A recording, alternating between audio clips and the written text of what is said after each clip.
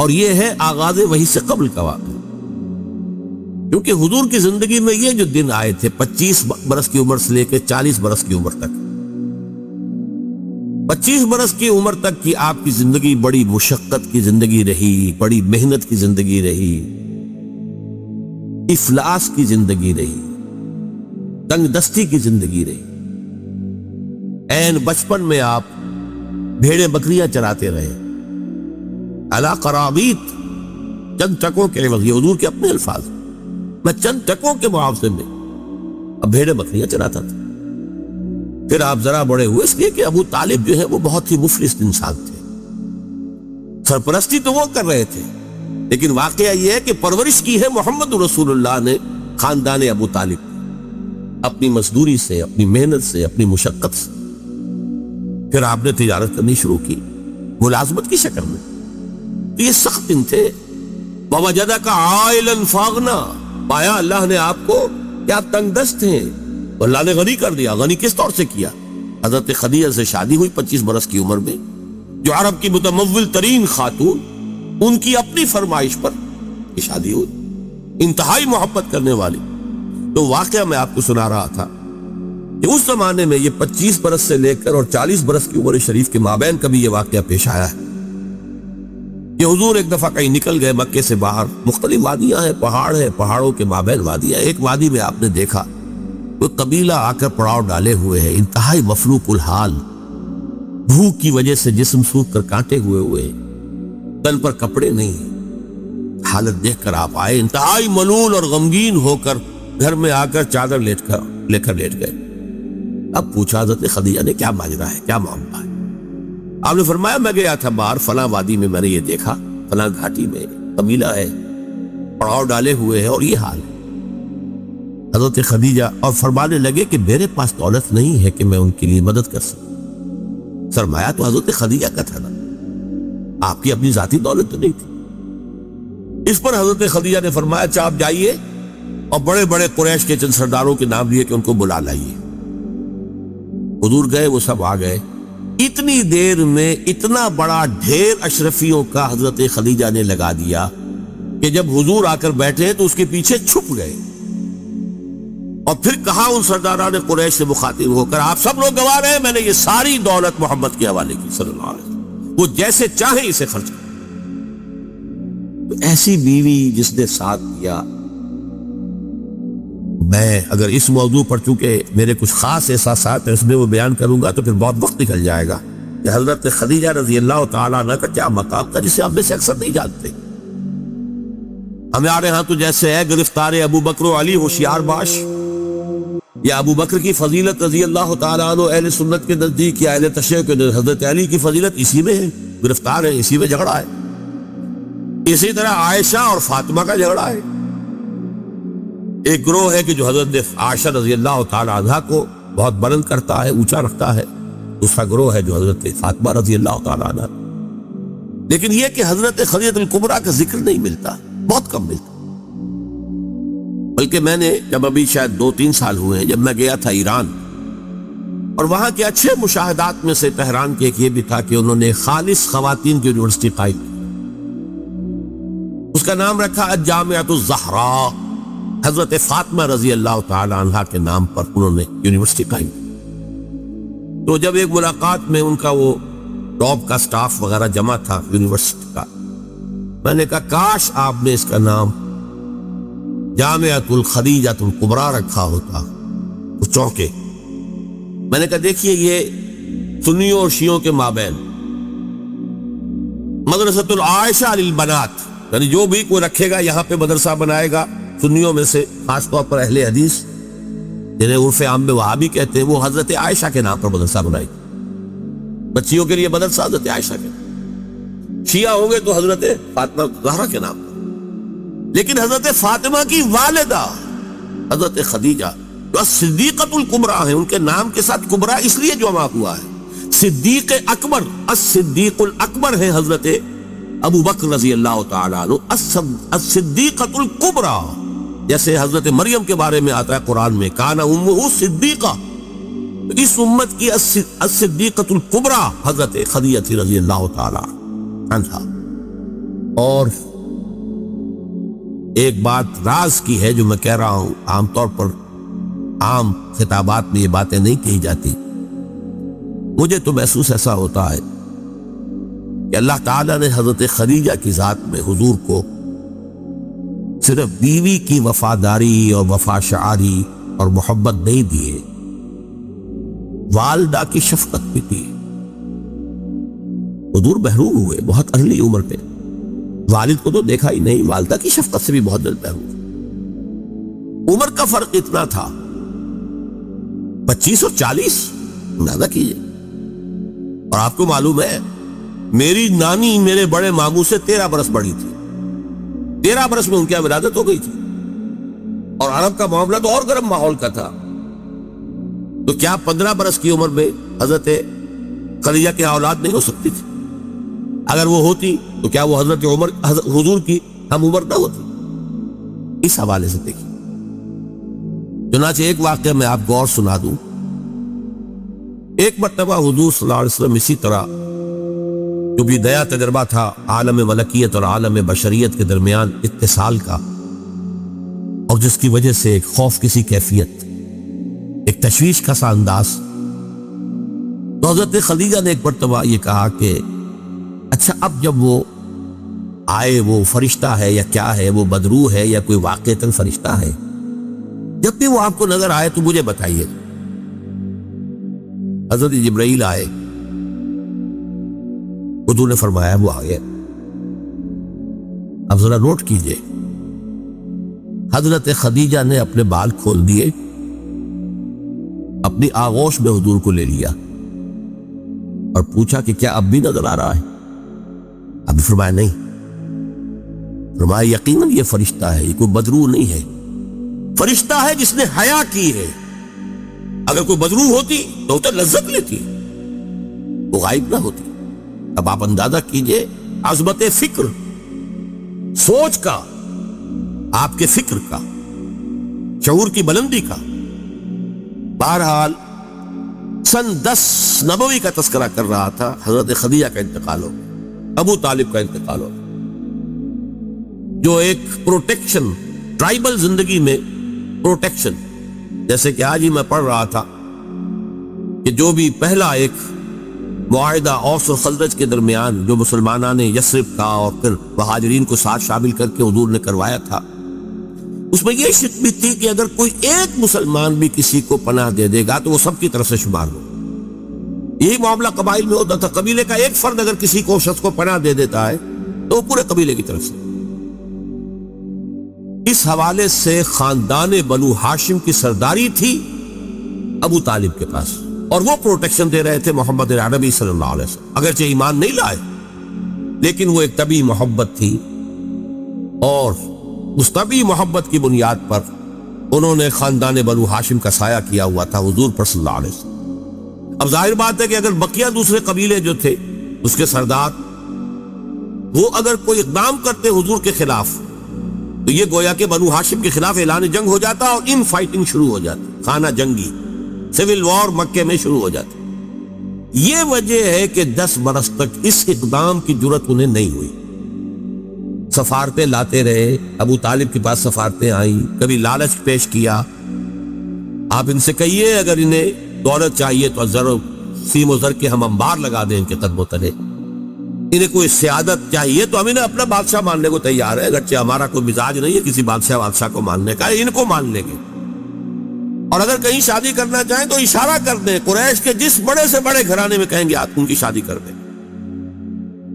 ایک یہ بھی تھی آفر جب حضور نے فرمایا تھا کہ چچا جان چاہے یہ میرے داہنے ہاتھ پر سورج اور بائیں پر چاند رکھ دیں تب بھی میں اپنے اس دعوت سے باز نہیں آ سکتا.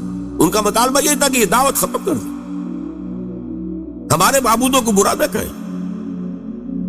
اس کے ضمن میں پھر آخری جبکہ ابو طالب بستر مرگ پر تھے اس وقت جو آخری سفارت آئی ہے، اور انہوں نے آخری چیلنج کیا کہ ابو طالب اب بھی اگر تم باز نہیں آتے تو پھر ٹھیک ہے، ہمارا الٹیمیٹم ہے، آؤ میدان میں مقابلہ کر لو یا روک لو اپنے بھتیجے کو. اس پر جب ابو طالب نے بلایا اور حضور سے کہا ہے کہ بھتیجے مجھ پر اتنا بوجھ نہ ڈالو جو میں برداشت نہ کر سکتا. ظاہر بات ہے اکیلا خاندان بنی ہاشم پورے قبیلہ قریش کا مقابلہ، پھر خود جو ہے نہایت ضعیف، بوڑھے اور بستر ملک پر ہیں تقریباً. بھتیجے مجھ پر اتنا بوجھ نہ ڈالو، اسے میں برداشت نہ کر سکتا. اس پر حضور کی آنکھوں میں آنسو آئے کہ ایک ہی مرئی سہارا دنیا میں ویزیبل اسباب عالم کے اعتبار سے ایک پروٹیکشن، ایک سہارا، ایک مدد کی شکل تھی، آج وہ بھی چاہ رہی ہے ختم.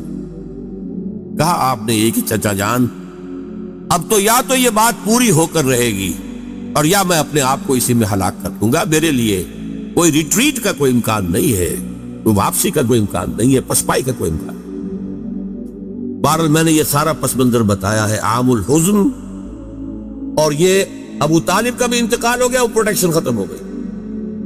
بلکہ اب بنو ہاشم کا سردار ابو لہب ہے جو خود دشمن ہے انتہائی، یوں سمجھئے کہ زہریلا دشمن، جس نے اس وقت کہہ دیا تھا تبا لک لہذا جمعتنا، جس نے اپنے دونوں بیٹوں سے حضور کی دونوں صاحبزادیوں کو طلاق دلوائی. طلاق بھائی مانا وہاں تو در حقیقت نسبت کا ہو جانا ہی ایک طرح کا نکاح ہوتا تھا. وہ نکاح باقاعدہ ہو جائے گا لیکن نسبت ہو گئی، منسوب ہو گئی، تو گویا کہ ایک رشتہ قائم ہو گیا. دونوں بیٹے تھے ابو لہب کے جن سے حضور کی دو صاحبزادیوں کا رشتہ تھا. ان دونوں نے آ کر نہایت گستاخانہ انداز میں، توہین آمیز انداز میں آ کر حضور کے سامنے کھڑے ہو کر اور کہا کہ ہم تمہاری بیٹیوں کو طلاق دیتے. سارا صدمہ جیلے ہیں حضور صلی اللہ علیہ وسلم. اب وہ ہے بنو ہاشم کا سردار. کیا نکلے گا نتیجہ؟ پروٹیکشن ختم. اب تو جو بھی چاہیں گے وہ دارالندوہ میں فیصلہ کریں گے. لہذا آپ گئے طائف کی طرف. یہ حضور کی مکی زندگی کا اہم ترین واقعہ ہے. حالانکہ اس سے پہلے 3 برس کا آپ کا شیب بنی ہاشم کے اندر جو گھراؤ رہا اور مقاطعہ رہا اور بائیکاٹ رہا، کھانے پینے کی چیزیں جو ہے روکی گئیں، بدترین قسم کی فاقہ جو ہے کشی کرنی پڑی پورے خاندان بنی ہاشم کو. حالانکہ وہ سب کے سب ایمان تو نہیں لائے تھے، لیکن اس جرم کی پاداش میں کہ بنو ہاشم محمد کا ساتھ نہیں چھوڑ رہے، لہذا اس پورے خاندان کو جو ہے اس کے ساتھ بائیکاٹ ہوگا. اور بائیکاٹ کے نتیجے میں بنو ہاشم کا پورا خاندان شیب بنی ہاشم میں، اور جس کو شیب ابی طالب بھی کہتے، 3 برس تک محصور رہا ہے. کوئی چیز کھانے کے لیے نہیں. کوئی اللہ کا بندہ حکیم ابن حزام جیسے شخصیتیں، بنیادی طور پر نیک شخصیت، وہ کہیں پہاڑ کی چوٹی پر چڑھ کر نیچے اتر کر، ورنہ جو وادی ہے اس کے دونوں سروں کے اوپر پہرے ہیں، کوئی جا ہی نہیں سکتا. اب پہاڑ کراس کرے اتر کے کوئی شاید دے آئے، اس لیے کہ وہ بہت قریبی عزیز سے حضرت خدیجہ کے رضی اللہ تعالیٰ عنہ، تو اپنی ان رشتہ داری کا بھی وہ کچھ لاج رکھتے تھے. کبھی لے آئے تو لے آئے، ورنہ وہ وقت بھی آیا ہے کہ بنو ہاشم کے پھول جیسے بچے بلک رہے ہیں، کھانے کو کچھ نہیں ہے، کچھ نہیں ہے سوائے اس کے کہ سوکھے چمڑے ابال کر ان کا پانی ان کے حلق پہ ٹپکا دیا جاؤ، کچھ نہیں. لیکن اس کو بھی میں سخت ترین نہیں کہتا. حضور صلی اللہ علیہ وسلم کے لیے ذاتی طور پر جو سخت ترین مرحلہ آیا وہ یوم طائف کا، جس کی ایک گواہی حضور کے اپنے قول میں کہ حضرت عائشہ نے ایک مرتبہ پوچھا رضی اللہ تعالی عنہ کہ کیا آپ پر یوم احد سے بھی زیادہ کوئی سخت دن گزرا ہے؟ ان کے ہوش میں ظاہر بات ہے یوم احد حضور مجروح ہوئے، زخمی ہوئے، دندان مبارک شہید ہوئے، خون کا فوارہ چھوٹا، آپ پر بے ہوشی طاری ہوئی، آپ کی زبان مبارک سے ایک بددعا بھی نکل گئی. کیف یہدی اللہ قوما خضبوا وجہ نبیہم بالدم، اللہ اس قوم کو کیسے ہدایت دے گا جس نے اپنے نبی کے چہرے کو خون سے رنگین بنا دیا، خون سے رنگ دیا. پھر یہ کہ 70 صحابہ جو ہے شہید ہوئے، جن میں حضرت حمزہ جیسے بھی، آپ کے چچا بھی ہیں، آپ کے خالہ زاد بھائی بھی ہیں، آپ کے دودھ شریک بھائی بھی ہیں، ساتھ کے کھیلے ہوئے امجولی بھی ہیں، اسد اللہ ہے، اسد الرسول ہی بھی ہے. اور ان کی لاش آئی ہے کہ ناک کٹی ہوئی، کان کٹے ہوئے اور پیٹ چاک کر کے کلیجہ چبایا ہوا ہے. تو سخت ترین دن حضرت عائشہ کے نزدیک یوم احد تھا. حضور نے فرمایا نہیں، مجھ پر سخت ترین دن یوم طائف تھا.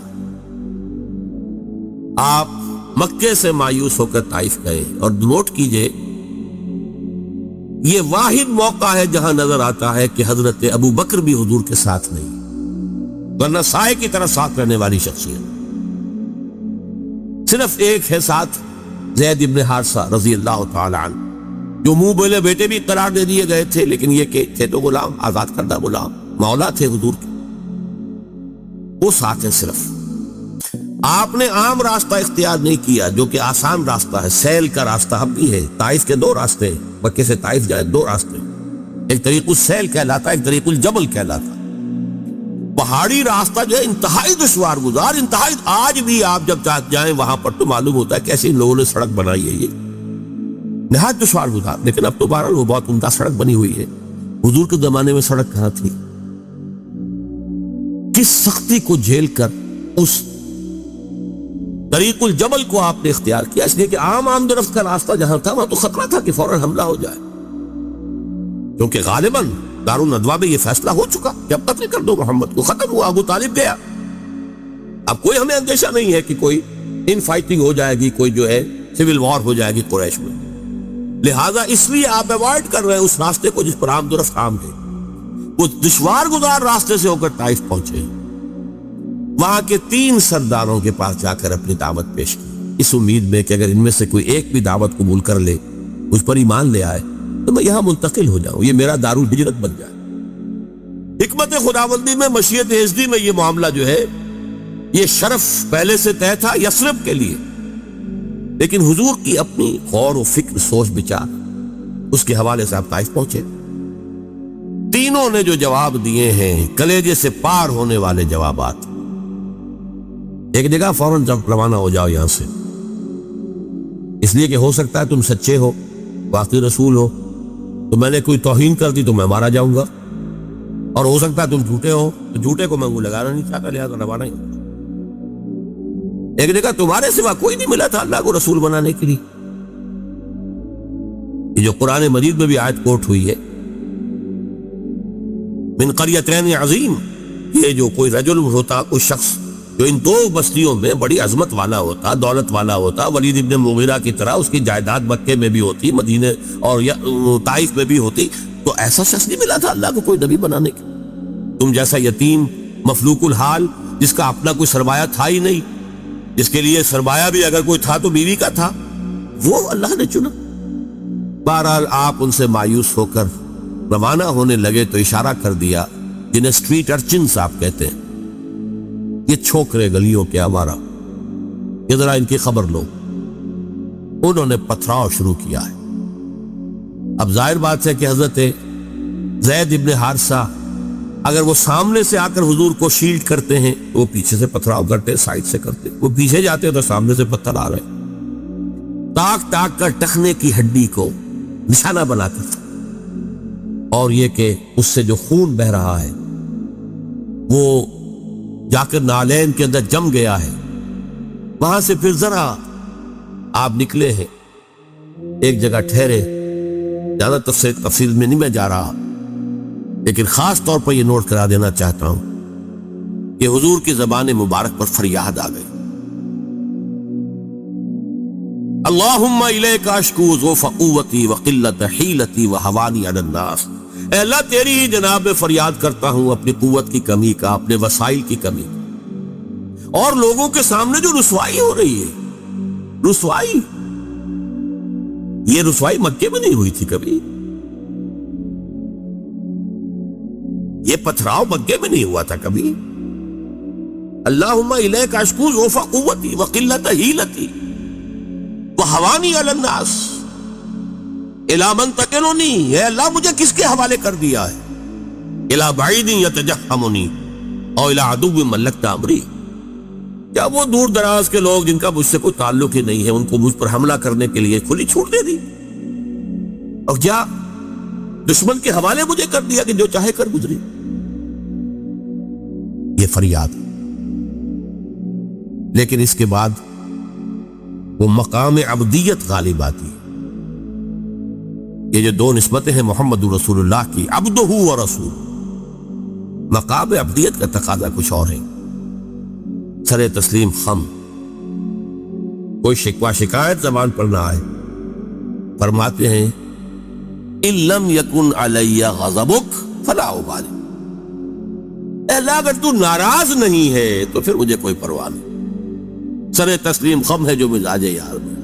اندیشہ تو یہ ہوا ہے کہ کہیں تو ناراض نہ ہو گیا ہو، جیسے ابتدا میں چند دن کے لیے وحی کی آمد کا سلسلہ رکا تھا تو اندیشہ ہو گیا تھا کہ کہیں اللہ ناراض تو نہیں ہو گیا کہ وحی کا سلسلہ بند ہو گیا، جس پر وہ آیات نازل ہوئیں والضحى والليل اذا سجى ما ودعك ربك وما قلى وللآخرة خير لك من الأولى.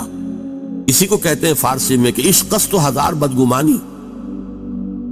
جہاں عشق کا اور محبت کا معاملہ ہوتا ہے تو بڑی جلدی بدگمانی پیدا ہو جاتی ہے. کہیں کوئی ناراض تو نہیں ہو گیا کسی وجہ سے, میری کوئی بات جو ہے کھل تو نہیں گئی کسی چیز سے, کوئی ایسی تو نہیں کہ ناگواری محسوس ہوئی ہو. تو ان لم یکن علی غضبک فلا ابالی, اگر غضب نہیں ہے تیرا, ناراض نہیں ہے تو پھر مجھے کوئی پرواہ نہیں. اعوذ بنور وجهک الذی اشرقت له الظلمات, میں تیرے چہرے انور کی اس ضیاء اور نور کی پناہ میں آتا ہوں کہ جس سے تمام اندھیارے جو ہے وہ دور ہو جاتے. بہرحال وہاں سے جب واپس آئے ہیں تو نوٹ کیجئے ٹرننگ پوائنٹ ہے یہ, اس لیے کہ یوم طائف ایک اعتبار سے کلائمیکس ہے, ذاتی اعتبار سے محمد الرسول اللہ صلی اللہ علیہ وسلم پر ابتلاء اور آزمائش اور امتحان اور سختی کا نقطہ عروج, کلائمیکس. اور اسے مولانا مناظر احسن گیلانی رحمۃ اللہ علیہ نے اپنی تصنیف النبی الخاتم میں ٹرننگ پوائنٹ قرار دیا. اس کے بعد سے اللہ تعالیٰ کی طرف سے خصوصی پروٹیکشن, اللہ تعالیٰ کی طرف سے خصوصی حفاظت جو ہے حضور صلی اللہ علیہ وسلم کو حاصل ہوئی. لیکن یہ کہ فوری طور پر طائف سے واپسی کے بعد معاملہ یہ ہوا ہے, عالم اسباب میں حضور کا معاملہ یہ تھا کہ آپ داخل نہیں ہو سکتے مکے میں.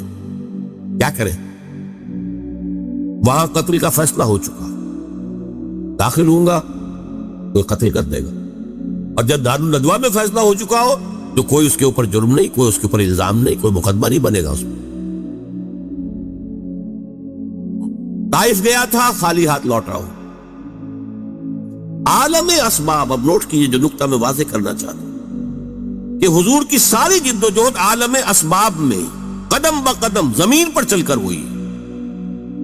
عالم اسباب کے وہ استعمال کرتے ہوئے ایک مشرک کو, کافر کو پیغام بھیجتے ہیں, اگر تم مجھے امان دے دو, اپنی امان میں لے لو تو میں مکے میں آ جاؤ. مجھے میں بتا چکا ہوں قبیلے کی بات یہ ہوتی ہے, ایک شخص نے امان دے دی تو سب کی طرف سے امان دے. اس نے انکار کر دیا.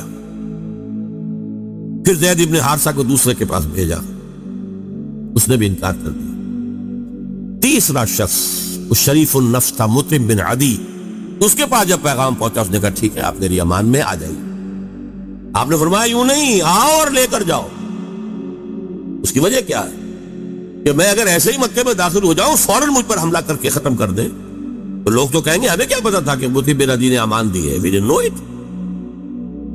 لہذا آؤ اور لے کر جاؤ. اس درجے اسباب جو ہے دنیاوی, یہ عالم اسباب ہے, اور یہاں جو جد و جہد کرنی ہے اس عالم اسباب کے اندر رہتے ہوئے کرنی ہے. ان اسباب کو بروئے کار لا کر کرنی ہے, انہیں استعمال کر کے کرنی ہے. لہذا آپ نے ایک مشرک کافر کی امان لینی قبول کی, اور پھر وہ مطعم بن عدی آیا ہے ہتھیار سجا کر, 6 بیٹے ساتھ لے کر, 6 بیٹے ہتھیاروں سمیت, اور کہتا ہوا میں نے محمد کو امان دی ہے, آج سے محمد کی امان میں, تب مکے میں داخل. یہی وجہ ہے کہ حضور کو اتنا پاس تھا اس کے اس احسان کا. غزوہ بدر میں جب 70 قیدی قریش کے حضور کے ہاتھ میں تھے, اسیران بدر, حضور نے فرمایا تھا کہ اگر آج مطعم بن عدی زندہ ہوتا اور وہ سفارش کرتا تو میں ان 70 کے 70 کو چھوڑ دیتا بغیر کسی فدیے. لیکن یہ کہ مطعم بن عدی کا اس دوران انتقال ہو چکا تھا, وہ اسی حالت کفر و شرک کے اندر مر گیا. میں نے کچھ جھلکیاں آپ کو دکھائی ہیں. یہ 10 برس ہیں. حضور کا جو انقلابی جد و جہد کا عرصہ ہے وہ 20 برس کا ہے. عرب میں انقلاب کی تکمیل جو ہے سن 8 ہجری میں ہو گئی. مکہ فتح ہو گیا, طائف فتح ہو گیا,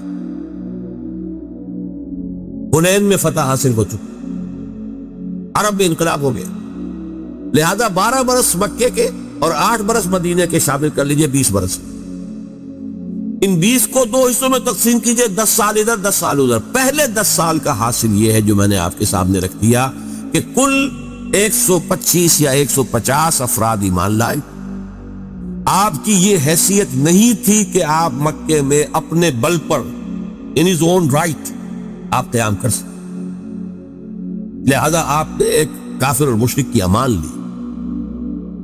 یہ ہے 10 برس کی محنت شاقہ کا حاصل. اگلے 10 برس میں وہ انقلاب جس تیزی کے ساتھ مکمل ہوا ہے. اسی سال جبکہ طائف سے واپس آئے، حج کے ایام میں آپ پھر رہے ہیں مختلف وادیوں میں جہاں حاجی ٹھہرے ہوئے ہیں. یثرب کے 6 حاجی آپ کو مل گئے، ان کے سامنے آپ نے اپنی دعوت رکھی. وہ خزرج کے قبیلے سے تھے. مدینے میں یہودی چونکہ یہ کہا کرتے تھے کہ نبی آخری زمان کا ظہور ہونے والا ہے، ان قریب جو ہے آخری نبی کا ظہور ہوگا. اور جب ان کے جھگڑے ہوتے تھے اوس اور خزرج سے یہودیوں کے، اور مار کھاتے تھے ان سے، جیسے بنیے اگر ان کا کوئی جھگڑا ہو جاتا تھا گاؤں میں تو ظاہر بات ہے مار تو ان کا مقدر تھی. ایسے ہی وہ مار کھاتے تھے، لیکن کہتے تھے کہ ابھی تو تم ہمیں دبا لیتے ہو، لیکن دیکھو نبی آخر الزمان کے ظہور کا وقت قریب ہے. جب ہم ان کے ساتھ ہو کر تم سے لڑیں گے تو تم ہمیں شکست نہیں دے سکو. یہ کانوں میں ان کے باتیں پڑی ہوئی تھی. لہذا جب حضور نے اپنی دعوت پیش کی، انہوں نے کنکھیوں سے ایک دوسرے کو دیکھا. معلوم ہوتا ہے یہ وہی نبی ہیں جن کا ذکر یہود کرتے ہیں. تو اس سے پہلے کہ یہودی ان پر ایمان لے آئے، تم ایمان لے آؤ. وہ 6 آدمی ایمان لے آئے. اگلے سال انہوں نے چھوٹی بہت جو بھی دعوت دی ہوگی اس کے نتیجے میں 12 آ گئے. اب انہوں نے کہا کہ ہمیں کوئی مبلغ دیجئے، کوئی معلم دیجئے، مقری دیجئے جو قرآن ہمیں پڑھائے. آپ سے تو ہماری ملاقات اب 1 سال بعد ہوگی، اس لیے کہ عرب میں سفر کرنا کوئی آسان کام تھا. ہر وقت خطرہ قتل و غارت کا، قافلے لٹ رہے پٹ رہے. تو وہ تو جو اشہر حرم ہوتے تھے، حج کے مہینے، ان میں امن و امان ہوتا تھا، کوئی کسی کو تنگ نہیں کرتا تھا، کوئی قتل اور غارت کری نہیں. تو اگلے سال ملاقات ہوگی. تو آپ ہمیں دیجئے کوئی مقری پڑھانے والا. قرآن نام قرآن فال بنام من دیوانہ زدن حضرت مصعب بن عمیر کو حضور نے معین کیا. وہ سب جاؤ. وہ چلے گئے. کچھ عرصے کے بعد ایک اور کو بھیج دیا، حضرت عبداللہ ابن ام مکتوم نابینا صاحب. ان دو نے وہاں جا کر 1 سال میں جو دعوت اور تبلیغ کا کام کیا، قرآن پڑھایا لوگوں کو. حضرت مصعب کا نام ہی پڑ گیا المقری. جا المقری وہ آیا استاذ پڑھانے والا. اس کے نتیجے میں اگلے سال 75 افراد آ گئے اور بیعت عقبہ ثانیہ ہو گئی، جس کے نتیجے میں ہجرت کا راستہ کھل گیا یثرب کی طرف. اوس اور خزرج کے بڑے بڑے لوگ موجود تھے ان دونوں اس 75 افراد کے اندر. تو معلوم ہوا کہ دونوں قبائل نے گویا کہ بحثیت مجموعی اسلام کی طرف پیش قدمی کر لی ہے. لہذا اللہ تعالیٰ کی وہ مشیت اس طور سے پوری ہوئی کہ پھر ہجرت ہوئی مدینے کی. اور یہ کہ پہلے حضور نے بقیہ صحابہ کو اجازت دے دی، خود منتظر رہے جب تک کہ ایکسپریس پرمیشن نہ آ جائے اللہ کی طرف سے. اس کے ضمن میں بھی ایک واقعہ ضرور سنا دینا چاہتا ہوں. حضرت ابو بکر حضور کے ساتھ سفر کے لیے بالکل تیار. پوچھ رہے ہیں حضور اجازت آ گئی؟ نہیں ابھی نہیں آئی. اگلے روز پھر آئی اجازت؟ نہیں آئی. حضرت عائشہ فرماتی ہیں ایک دن عجیب ہم نے دیکھا، دوپہر کے وقت اپنے چہرے اور سر کے اوپر کپڑا آپ نے اوڑھا ہوا ہے پوری طریقے سے. بہت غیر معمولی بات. دوپہر میں عرب میں کسی کے ہاں جانا اور وزٹ کرنا جو ہے یہ نہ آج جو ہے کوئی پسندیدہ بات ہے، نہ پہلے کبھی تھی. یہ قیلولے کا وقت ہے. حضرت عائشہ کہتی ہے ہم حیران ہوئے کہ حضور چلے آ رہے ہیں. اب آ کر آپ نے پہلی بات یہ فرمائی کہ ابو بکر اجازت آ گئی ہے ہجرت کی. حضرت ابو بکر بہت خوش ہوئے. انہوں نے اپنے طور پر 2 اونٹنیاں تیار کی ہوئی تھی، کھلا پلا کے خوب فربا موٹا کیا ہوا تھا تاکہ تیز دوڑے اور سفر ہجرت میں وہ اونٹنیاں کام آئے، ایک اپنے لیے ایک حضور کے لیے صلی اللہ علیہ وسلم. تو انہوں نے خوشی کے انداز میں کہ اب شاباش ملے گی کہ تم نے واقعتاً تیاری کی، اہتمام کیا. عرض کیا کہ حضور میں نے یہ 2 اونٹیاں تیار کر رکھی. ذرا سا توقف فرمایا، ٹھیک ہے ایک میں استعمال کروں گا لیکن میں اس کی قیمت ادا کروں گا. رو پڑے حضرت ابو بکر کہ حضور مجھ سے بھی یہ مغایرت، لیکن یہ تھی خیرت محمد رسول اللہ صلی اللہ علیہ وسلم. بہرحال وہ سفر ہوا. اور اس کے بعد پھر آپ کی اس جدوجہد کا دوسرا دور۔ میرے لیے یہ ممکن نہیں ہے کہ اس پورے انقلابی عمل کو یہاں بیان کروں۔ اس مکی دور میں دعوت، تربیت اور تزکیہ، تنظیم اور صبر محض، چار چیزیں بیک وقت کری۔ صبر محض کیا تھا کہ اس دور میں یہ تیاری کا دور ہے، جب تک کہ ہمارے پاس اتنی طاقت نہیں ہے کہ کفر کے سامنے آمنے سامنے کھڑے ہو کر مقابلہ کرے، اس وقت تک اگر تم پر کوئی زیادتی کی جائے تو جھیلو اور برداشت کرو اور صبر کرو، کوئی جوابی کارروائی نہ کرو۔ یہ انتہائی سمجھیے کہ کروشل تھا معاملہ، حضور کی کامیابی کا اور حضور کی دور اندیشی کا، معاملہ فیبی کا۔ قرآن مجید میں وحی جلی میں کوئی ایسا حکم نہیں آیا تھا، وہ تو حکم جو ہے اس کا تذکرہ آتا ہے سورہ نساء کے اندر کہ ایک وقت تھا جبکہ تم سے کہا گیا تھا کہ کفو ایدیکم، اپنے ہاتھ بندھے رکھو۔ اس وقت تو کچھ لوگ کہتے تھے کہ ہمیں جنگ کی اجازت ملنی چاہیے۔ اب آج جبکہ جنگ فرض کر دی گئی ہے، کچھ لوگ ہیں کہ جو اس سے نہیں کترا رہے ہیں۔ وہاں یہ ذکر سورہ نساء میں آیا ہے، مکی صورتوں میں کہیں اس کا ذکر نہیں۔ اب یہ بھی عین ممکن ہے کہ وحی خفی کے ذریعے سے اللہ نے یہ حکم دیا ہو۔ حضور پر صرف وحی جلی نہیں آتی تھی، وحی خفی بھی آتی تھی، لیکن اس سے زیادہ قرین قیاس یہ کہ حضور کا اپنا تدبر تھا، حضور کی اپنی تدبیر تھی، حضور کی اپنی سوچی سمجھی رائے تھی کہ کوئی انقلابی جماعت جبکہ ابھی وہ تھوڑی ہے، تعداد میں کم ہے، قوت میں کمی ہے، اگر وہ وائلنٹ ہو جائے تو کچل دی جائے گی۔ وہ وائلنٹ نہیں ہے تب بھی ستائے جا رہے ہیں، مارے جا رہے ہیں، انہیں گھروں میں بند کیا جا رہا ہے، ان کو بھوکا رکھا جا رہا ہے، غلاموں کے اوپر تشدد کیا جا رہا ہے۔ دو حضرات کو تو شہید بھی کر دیا گیا، حضرت سمیہ اور حضرت یاسر رضی اللہ تعالی عنہما، میاں بیوی۔ لیکن یہ کہ جب اس حالت میں یہ کر رہے ہیں جبکہ ہماری طرف سے کوئی جوابی کارروائی نہیں، کوئی ریٹیلیشن نہیں، اگر کہیں کوئی جوابی کارروائی ہو جائے تو پورا جواز مل جائے گا انہیں کہ وہ ہمیں کرش کر کے رکھ دیں۔ یہ انتہائی حکیمانہ فعل، انتہائی مدبرانہ انداز۔ We have to buy time، ابھی تو ہمیں وقت چاہیے کہ ہم اپنی دعوت و تربیت کے ذریعے سے اپنے بیس کو، اپنی طاقت کو وسیع کریں، مضبوط کریں، مستحکم کریں۔ اس کو علامہ اقبال نے کہا ہے کہ با نشہ درویشی در ساد و دمادم زن، درویشی کا انداز اختیار کرو، اس سے موافقت اختیار کر لو اور پھر اس پر لگے رہو لگے رہو لگے رہو، کوشش کرتے رہو۔ آخر دعوت و تبلیغ بھی تو درویشی ہوتی ہے۔ پھر یہ کہ درویش کو اگر آپ نے تھپڑ مار دیا تو وہ جواب میں آپ کو تھپڑ نہیں مارے گا، یہی درویشی ہے۔ بدھ مت کے بھکشو ہیں، ظاہر بات ہے کہ ان کے آپ کو خلاف اقدام بھی کریں گے، وہ جوابی کارروائی نہیں کریں گے۔ تو دعوت و تبلیغ، تربیت و تزکیہ، تنظیم اور صبر محض، no retaliation, no raising of hands even in self defence, چاہے تمہارے ٹکڑے اڑا دے۔ حضرت خباب بن الارض سے کہا گیا اتارو کرتا، اتار دیا۔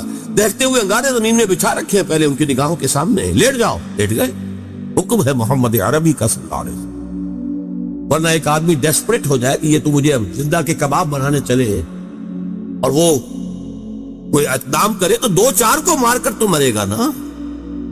ڈیسپریٹ آدمی، بلی کو بھی اگر آپ کارنر کر لیں اور اسے محسوس ہو کہ اب اس نے میرے لیے کوئی راستہ نہیں چھوڑا ہے بھاگنے کا، وہ آپ پر حملہ آور ہو جائے گی۔ بلی تو ایک انسان، اسے یہ معلوم ہو جائے کہ یہ تو مجھے بھوننے لگے زندہ کو، تو وہ اگر کوئی کارروائی کرے گا تو ایک دو کو تو مار کر مرے گا نا، لیکن نہیں، اجازت نہیں۔ تو یہ جو 12 برس ہیں مکے کے، یہ دعوت و تبلیغ، تربیت و تزکیہ، تنظیم، جس کا کلائمیکس ہے بیعت عقبہ ثانیہ، جس میں کہ حضور نے عہد لیا، بایعنا رسول اللہ صلی اللہ علیہ وسلم علی السمع والطاعة فی العسر والیسر والمنشط والمکرہ وعلی عثرة علینا وعلی لا ننازل امر اہلہ وعلی نقول بالحق اینما کننا لا نخاف فی اللہ لومۃ لائم۔ ہم نے بیعت کی تھی اللہ کے رسول سے کہ آپ کا ہر حکم سنیں گے اور مانیں گے، اطاعت کریں گے، خواہ مشکل ہو خواہ آسان ہو، خواہ طبیعتیں آمادہ ہو خواہ ہمیں اپنی طبیعتوں پر جبر کرنا پڑے، خواہ آپ دوسروں کو ہم پر ترجیح دے دیں، اور جنہیں بھی آپ امیر بنائیں گے، ذمہ دار بنائیں گے، ان سے بھی جھگڑیں گے نہیں، ان سے تعاون کریں گے، اور جہاں بھی کہیں ہوں گے حق بات اور صحیح مشورہ ضرور پیش کر دیں۔ یہ بیعت تھی، اس کی بنیاد پر ایک عظیم تنظیم وجود میں آئی، اور یہ ثمر محض، یہ 4 مراحل تھے اس عمر کے، اس انقلابی جد و جہد کے، جو مکے میں پورے ہو گئے۔ مدینے میں آ کر 6 مہینے آپ نے لیے 3 کاموں کے لیے، جس کو کہیں گے ہم انٹرنل کنسولیڈیشن۔ مسجد نبوی کی تعمیر جو ایک مرکز بن گیا، اب یہ دار الندوہ بھی ہے، دار المشاورہ بھی ہے، یہ دار العبادہ بھی ہے، دار الصلاۃ بھی ہے، یہی دار التعلیم بھی ہے، یہی دار التزکیہ بھی ہے، دار الاحسان بھی ہے۔ خانقاہ کہہ لے، دستگاہ کہہ لے، تربیت گاہ کہہ لے، عبادت گاہ کہہ لے، حکومت کا مقام کہہ لے، مشورے کی جگہ کہہ لے، پارلیمنٹ ہاؤس کہہ لے، یہ سب مسجد نبوی ایک مرکز وجود میں آ گئے۔ نمبر 2، انصار اور مہاجرین کو بھائی بھائی بنانا، تاکہ یہ 2 حصے، ہماری جماعت، اسلامی جماعت کے 2 حصے مربوط ہو۔ نمبر 3، یہودیوں کے ساتھ بھی ایک معاہدہ کر کے انہیں جکڑ لینا، جوائنٹ ڈیفنس آف مدینہ، کہ اگر مدینے پر باہر سے حملہ ہوا تو سب مل کر دفاع کریں۔ یہ تھی آپ کی، اور یہاں میں آپ کو بتا دوں، ٹوائنبی نے ایک بڑا زہر بھرا جملہ کہا تھا حضور کے بارے میں، محمد failed as a prophet but succeeded as a statesman۔ محمد نبی کی حیثیت سے تو ناکام ہو گئے، مکے میں جو نقشہ تھا، دعوت ہے، تبلیغ ہے، تربیت ہے، تزکیہ ہے، صبر ہے، یہ تو تھا وہ واقعی جو نبی کام کیا کرتے تھے۔ وہی جو حضرت عیسیٰ نے 3 سال کیا، وہی کام تھا نا یہ، اور دیر ہی فیل، ناکام ہو گئے، بھاگے وہاں سے۔ ان کا کہنا یہ ہے، یہ فلائٹ ٹو مدینہ کہتے ہیں، فرار، مدینہ کی طرف فرار۔ یہ فرار نہیں تھا، یہ جیسے آلٹرنیٹ بیس کی تلاش میں آپ گئے تھے طائف، مشیت ازدی کچھ اور تھی، یہ آلٹرنیٹ بیس تھا جو مدینہ کی شکل میں اللہ نے عطا کیا، اپنی جد و جہد کو لانچ کرنے کے لیے، اپنے آفینسو کے لیے بیس وہ مدینہ عطا کیا۔ تو جو پروفیسر منگمبری واٹ ہے، جس کو کہ ایک مرتبہ ضیاء الحق صاحب نے یہاں پہ خاص طور پر بلایا تھا، برطانوی پروفیسر ہے، اس نے سیرت النبی پر 2 کتابیں لکھی ہیں، محمد at Mecca, Muhammad at Medina, اور ان دونوں کتابوں کے اندر حضور کی شخصیت کے متضاد پہلوؤں کو نمایاں کیا۔ مکے والا محمد کچھ اور ہے، مدینے والا اور ہے۔ مکے والا محمد تو واقعی داعی ہے، مبلغ ہے، مربی ہے، مزکی ہے، درویش ہے، وہ تو واقعی نبیوں والا نقشہ ہے، جیسے نبی ہوتے تھے۔ مدینے والا محمد تو سٹیٹسمین ہے، سیاستدان ہے، سپہ سالار ہے، یہ تو ہے ہی دوسری شخصیت بالکل۔ لیکن یہ کہ جو بھی اس نے شرارت کی ہے ان 2 کتابوں کو علیحدہ علیحدہ اور اس کے تضاد کو نمایاں کرنے کے لیے، اس سے قطع نظر محمد مدینہ میں اس نے حضور کے لیے مدح کے، تعریف کے جتنے سپرلیٹیوز ہیں سب جمع کر دیے جو انگریزی زبان میں ہو سکتے۔ آپ کی دور اندیشی، آپ کی معاملہ فہمی، آپ کی ہر نئی صورتحال کے بارے میں صحیح اقدام کی صلاحیت، آپ کی انسان شناسی، انسان کو سمجھ لینا، اور ہر انسان سے اس کی سطح پر بات کر سکنا، ہر انسان سے اس کی صلاحیت اور استعداد کے مطابق کام لے لینا، یہ انسان شناسی اگر نہ ہو تو دنیا میں آپ کامیاب نہیں ہو سکتے۔ موقع شناسی، تدبر، سیاست، آپ کی سٹیٹسمین شپ، اس کے لیے سارے سپرلیٹیوز جتنے بھی ممکن ہے وہ جمع کر دیے۔ اسی لیے دھوکہ کھاتا ہے مسلمان کہ یہ محمد صلی اللہ علیہ وسلم کی تعریف کر رہا ہے، حالانکہ وہ کنٹراسٹ دکھا رہا ہے کہ یہ ہے آپ کے اوصاف بحیثیت سیاستدان اور سٹیٹسمین کے۔ بحیثیت نبی تو وہ ناکام ہو گئے، مدینے سے، مکے سے بھاگ کر مدینے میں پناہ لینی پڑی، تو یہ زہر گھولا ہوا ہے اس نے۔ لیکن میں نے اس لیے بتایا کہ واقعتاً یہ میثاق مدینہ شاہکار تھا محمد رسول اللہ کی معاملہ فہمی، دور اندیشی اور سیاست کو سمجھنے کا۔ ان 3 قبیلوں کو جکڑ لیا ہے میثاق مدینہ میں، جوائنٹ ڈیفنس آف مدینہ۔ یہ دوسری بات ہے، بعد میں وہ ایک ایک کر کے اس سے غداری کے مرتکب ہوتے رہے، لیکن ظاہر بات ہے جب غداری بھی کرتے تھے تو رک رک کر، چھپ چھپ کر، کھلے عام ان کو یہ ہے، ظاہر بات ہے معاہدہ کیا ہوا ہے، جکڑے ہوئے اس پہ، کھلے عام جو ہے اپنی ان سرگرمیوں کی انہیں ضرورت نہیں ہوئی، در پردہ سازشیں کرتے رہے، مکے والوں کو ابھارا، کسی اور کے لیے کیا، اپنی امداد کا وعدہ کیا، پھر جو بھی خلاف ورزیاں ہوئی تو ایک ایک کر کے مدینے سے نکالے بھی گئے، بنو قینقاع، پھر بنو نذیر اور پھر بنو قریظہ، تینوں کے تینوں۔ بہرحال 6 مہینے حضور نے لیے ان 3 کاموں کے، 7वें महीने से आपने छोटे छोटे दस्ते अब भेजने शुरू कर दिए मक्के की तरफ। चैलेंजिंग, अब ये अंदाज है चैलेंज का। अब ये एक्टिव रेजिस्टेंस, बातिल को चैलेंज देने का अंदाज। ये 8 मुहिम्में हैं बद्र से पहले पहले। बदकिस्मती से सीरत की कुछ वो किताबें जो अंग्रेजी दौर में लिखी गई, उनमें इनको प्ले डाउन किया गया है, छुपाया गया है। यहां तक कि अल्लामा शिबली ने भी इनको छुपाया है। उसकी वजह क्या है कि इससे साबित होता है कि हिजरत के बाद जंग का आगाज मोहम्मद की तरफ से हुआ सल्लल्लाहु अलैहि वसल्लम, कुरैश मक्का की तरफ से नहीं हुआ। और ये वो बात थी कि जो इस दौर में जबकि हमारे ऊपर ये तनकीद होती थी कि इस्लाम तो तलवार से फैला है और ये तो बुए खून आती है इस कौम के अफसानों से, ये तो खूनी लोग हैं, जुनूनी लोग हैं, ये तो आप दलील से बात नहीं करते, ताकत से बात करते। ये चूंकि मुसलसल प्रोपेगेंडा वेस्ट की तरफ से हो रहा था तो हमारा अंदाज हो गया था अपोलोजेटिक। नहीं नहीं नहीं जनाब, हुजूर ने तो जंग जो की दिफाई की है, सिर्फ वो तो उन्होंने आगाज कर दिया था तो आपने दिफा किया। ये हालांकि 100% गलत है। उसकी वजह क्या है? हुजूर को अल्लाह ने भेजा था दीन को गालिब करने के लिए। आप मक्के से मदीने आकर वहां की जो नखलिस्तानों की ठंडी छांव में आराम करने तो नहीं आए थे सल्लल्लाहु अलैहि वसल्लम। वो तो था अपनी उस जिद्दोजहद के अगले मरहले को, उसके ऑफेंसिव को लॉन्च करने के लिए एक बेस है जो अल्लाह ने अता किया है। आप तो ज्यादा से ज्यादा वो 6 महीने वेट कर सकते थे ताकि वहां अपनी पोजीशन को मुस्तहकम कर ले। इससे ज्यादा जो है आपके लिए मुमकिन ही नहीं था, लिहाजा आपने आगाज किया। सिलसिला आपकी जानिब से शुरू हुआ है। 8 मुहिम्में बद्र से पहले हैं जिनमें 4 में हुजूर खुद भी शरीक हुए, लिहाजा वो गज़वात कहलाएंगे, और 4 वो थे जिनमें हुजूर नहीं गए तो वो सराया कहलाते। अब इसकी तफसील में मैं नहीं जा सकता इस वक्त, लेकिन इन मुहिम्मों का मकसद क्या था एक लफ्ज पहले इस्तेमाल कर चुका हूं, कुरैश को चैलेंज करना। अब 2 लफ्ज और समझ लीजिए। इकोनॉमिक ब्लॉकेड ऑफ मक्का, क्योंकि उनका सारा जो मामला था माश का, वो जो तिजारती काफले जाते थे, शिमाल की तरफ काफला जाता था, शाम की तरफ वो बद्र से होकर गुजरता था। बद्र जाहिर बात है मक्के से 80 मील के फासले पर है और मदीने से और मक्के से 200 मील के फासले पर, लिहाजा ये जद में था मुसलमानों की। उधर जो काफला जाता था यमन की तरफ, वो नखला से होकर गुजरता था, हालांकि वो तो मदीने से और भी ज्यादा दूर है, मक्के से भी ज्यादा दूर, मक्के से जुनूब मशरिक की तरफ जा रहे। वहां भी आपने एक मुहिम भेज दी, नखला के अंदर भी मुहिम भेज दी। मकसद क्या था कि कुरैश को यह बता देना कि अब तुम्हारी लाइफ लाइन हमारे हाथ में है। इसको कहते हैं जदीद इस्लाम में economic blockade of Mecca. Number 2, दूसरी इस्तिलाह पॉलिटिकल आइसोलेशन ऑफ कुरैश। हुजूर खुद जहां भी गए इन 4 मुहिम्मों के दौरान, तो वहां के जो इलाकाई कबाइल थे उनसे आपने मुआहदे कर लिए। या तो वो पहले एलाई थे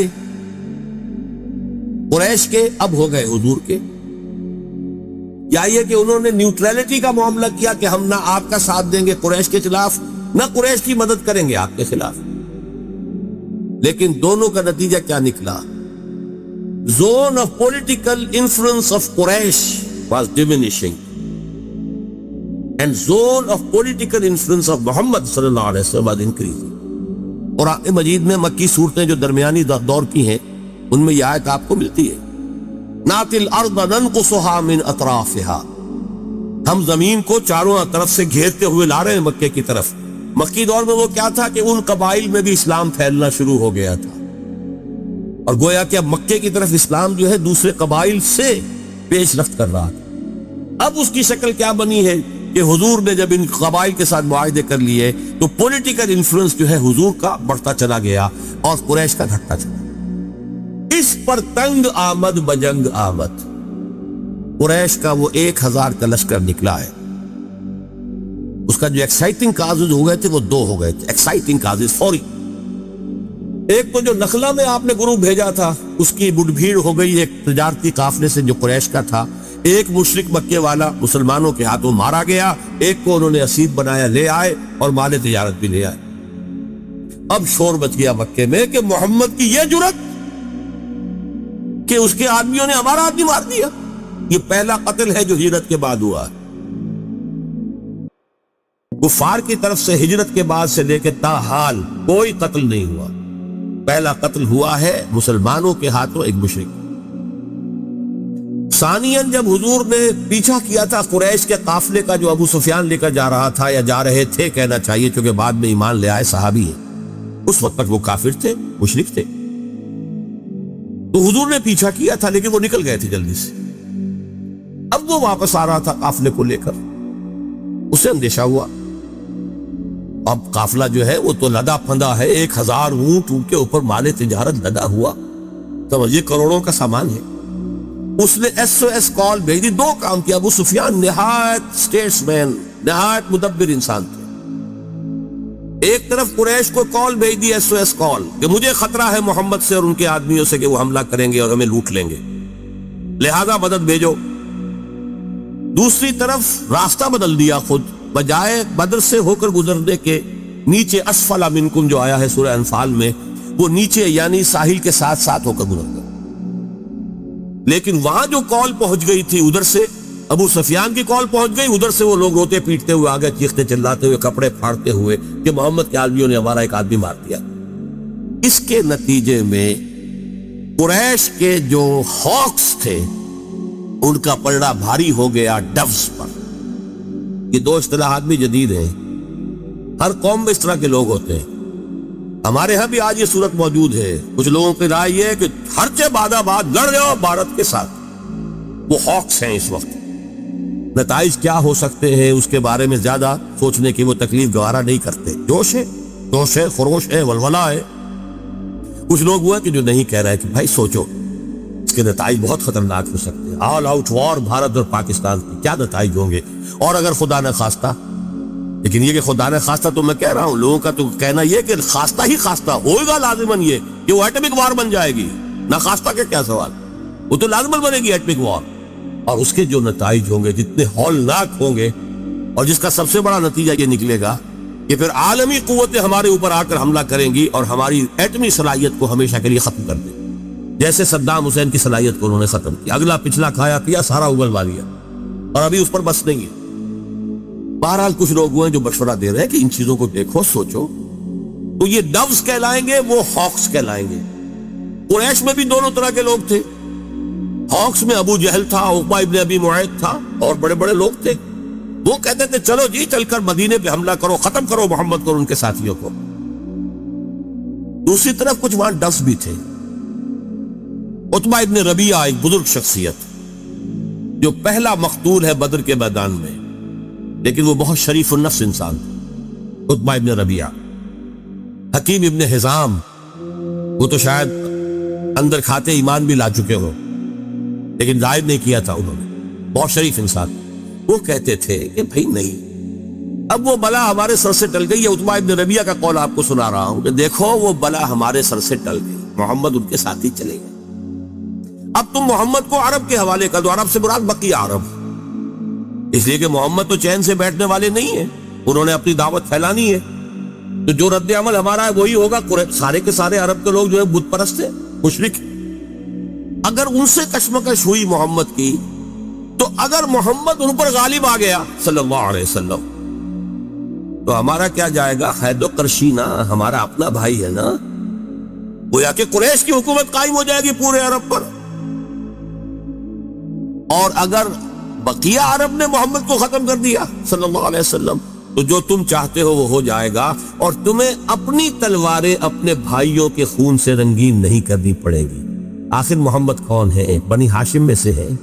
ابو بکر کون ہے؟ آخر تمہارے قبائل میں سے ہیں. عمر کون ہے؟ بنو عدی میں سے ہے. ابو بکر بنو تیم میں سے ہے. آخر یہ لوگ کون ہیں؟ خود ابو سفیان کا، خود عتبہ ابن ربیعہ کا بیٹا ادھر ہے، حذیفہ.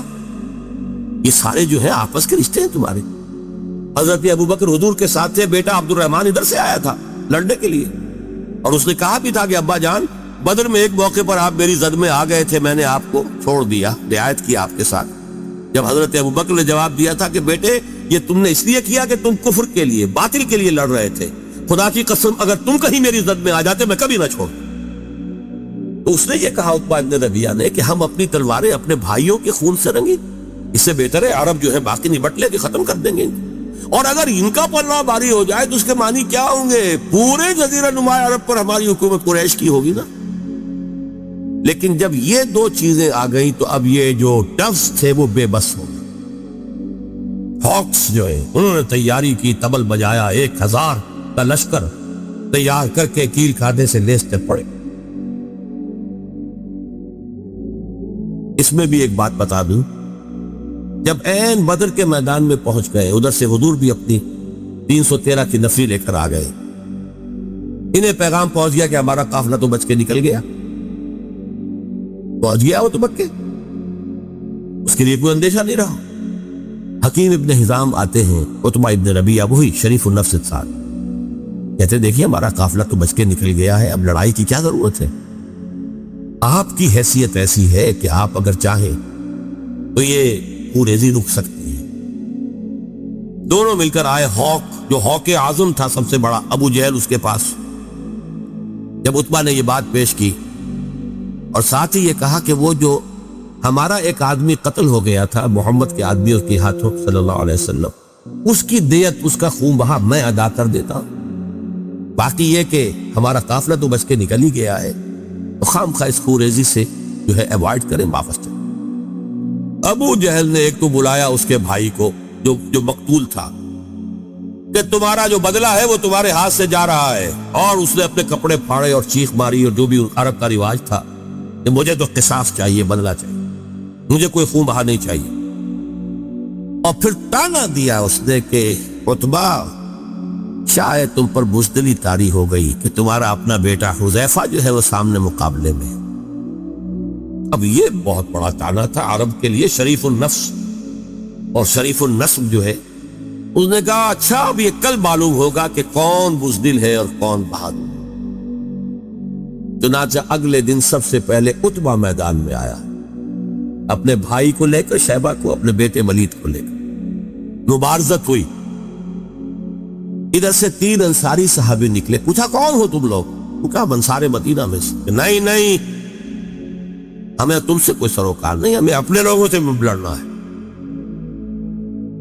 برابر کے لوگ چاہیے۔ اس پر پھر حضرت حذیفہ نکلنے لگے اپنے باپ کے مقابلے کے، تو حضور نے روک دیا اشارہ کر دیا۔ پھر حضرت علی، حضرت حمزہ اور حضرت عبیدہ، یہ 3 افراد، عبیدہ ابن حارث، اور پہلا قتل حضرت حمزہ کے ہاتھوں عتبہ، وہی جو جنگ روکنا چاہتا تھا لیکن تانا برداشت نہیں کر سکا کہ یہ معلوم ہوتا ہے تم بزدلی دکھا رہے ہو کہ بیٹا مقابلے میں آیا ہوا۔ بہرحال اس کو اللہ تعالیٰ نے جو فتح عطا فرمائی اپنی نصرت خصوصی سے، اس کو یوم الفرقان قرار دیا گیا۔ یہاں سے حضور صلی اللہ علیہ وسلم کی انقلابی جدوجہد آخری مرحلے میں داخل ہو گئی، آرمڈ کانفلکٹ، مسلح تصادم، اور یہ 6 سال جاری رہا۔ وہ 12 سال دعوت و تبلیغ، تربیت و تزکیہ، تنظیم اور صبر محض، کیپ یور ہینڈز فولڈڈ، کفو ایدیکم، وہ مکے کے 12 برس تھے۔ یہاں آ کر 1.5 برس لیا آپ نے، پہلے 6 مہینے internal consolidation of his position at Medina, اور پھر اس کے بعد تقریباً 1.5 سال۔ یہ تھے وہ جو آپ نے انیشیٹو لیا اور مہمات بھیجی، اور جو 8 مہمیں بھیجی، جن کے نتیجے میں پھر یہ آرم کانفلکٹ شروع ہوا۔ گویا کہ سانپ کو بل میں سے نکالا گیا۔ اور یہ میں جان بوجھ کر کہہ رہا ہوں، مکہ حرم ہے، وہاں جا کر حملہ اور وہاں جا کر کچھ تو خون جو ہے کوئی پسندیدہ شے نہیں تھی۔ قریش کو وہاں سے نکالنا ایسے ہی تھا جیسے کہ سانپ کو نکال کر باہر لے آیا جائے اور پھر اس کی گردن کچھ نہیں جائے۔ چنانچہ میدان بدر میں 70 قریش کے چوٹی کے سردار مارے گئے، کمر ٹوٹ کرنے گئے۔ البتہ اس کے بعد ظاہر بات ہے جو میں نے کہا 6 سال کی جنگ، یہ ہے کنٹینیوس وار۔ یہ جن کو ہم جانتے ہیں یہ بیٹلز ہیں، battle of Badr, battle of Uhud, battle of trenches, غزوہ بدر، غزوہ احد، غزوہ احزاب وغیرہ وغیرہ، غزوہ بنی المصطلق، غزوہ خیبر، غزوہ فلاں، یہ غزوات تھے، جنگ مسلسل۔ لیکن چونکہ محمد رسول اللہ صلی اللہ علیہ وسلم نے پوری تیاری کی تھی، افراد کو تیار کیا تھا، ان کا تزکیہ کیا تھا، ان کے اندر وہ ولولہ پیدا کر دیا تھا کہ ہر چہ باد آباد جانے تک دینے کے تیار ہیں، نظم کا خوگر بنا دیا تھا۔ پھر ان کی للہیت اس درجے کو پہنچ چکی تھی کہ شہادت ہے مطلوب و مقصود مومن، نہ مال غنیمت نہ کشور کشائی۔ یہ ساری تیاری کر کے آپ اس میدان میں آئے تھے کہ یہ آرمڈ کانفلکٹ کا دور شروع ہوا۔ اللہ تعالیٰ نے کامیابی عطا فرمائی، جاء الحق وزهق الباطل ان الباطل کان زہوقا۔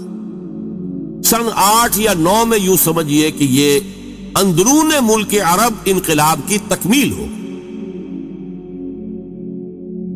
البتہ اس کے بعد کا ایک مرحلہ ہے، اور وہ سمجھ لیجئے کسی بھی سچے انقلاب کے لیے یہ آخری مرحلہ جو میں ابھی ذکر کروں گا، یہ اس کا لٹمس ٹیسٹ ہے۔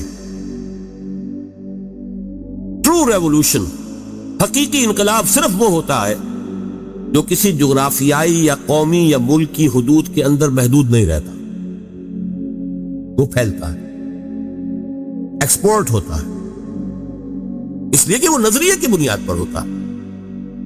نظریہ جو ہے اسے کوئی پاسپورٹ درکار نہیں، کوئی ویزا درکار نہیں، وہ تو جیسے